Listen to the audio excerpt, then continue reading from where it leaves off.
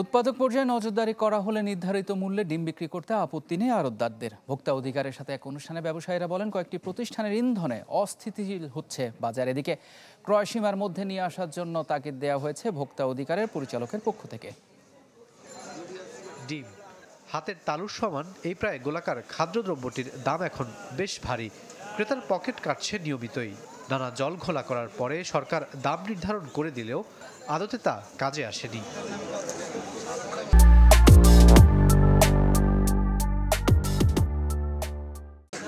উদ্ভূত পরিস্থিতিতে তেজগাঁওয়ের ডিম ব্যবসায়ীদের সাথে সভার আয়োজন করে জাতীয় ভোক্তা অধিকার সংরক্ষণ অধিদপ্তর, যাতে শুরুতেই উঠে আসে সিন্ডিকেটের কথা। ব্যবসায়ীরা জানান, মধ্যস্বত্বভোগীদের দায় পড়ছে পাইকারদের কাঁধে। মূল যে জায়গাটা সেটা আমরা যেখান থেকে কিনে নিয়ে আসি সেখানে হস্তক্ষেপ করতে হবে স্যার। যদি কোনো প্রমাণ পান, আমরা কোনো মেসেজের মাধ্যমে বা আমরা কোনো রেট করে আমরা ডিম বেশি আমরা কিনে রবে আমার রেটটা ব্যস্ত হয় এইটি বাজারে। এ সময় মূল্য তালিকা না রাখা, ক্যাশ মেমোর মাধ্যমে লেনদেনে ব্যবসায়ীদের অনীহা, উৎপাদক পর্যায়ে তদারকির অভাবের সমালোচনা করা হয়। সংস্থাটির পরিচালক জানান, বেঁধে দেয়া যৌক্তিক দামে বিক্রি করতে হবে ডিম।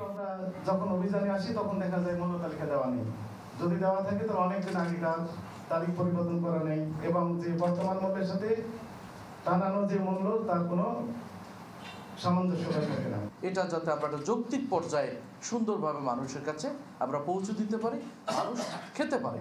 কিন্তু আমরা যদি মানুষকে সেটা খাওয়ার সুযোগ করে না দিই তাহলে তো সেটা ঠিক হবে না।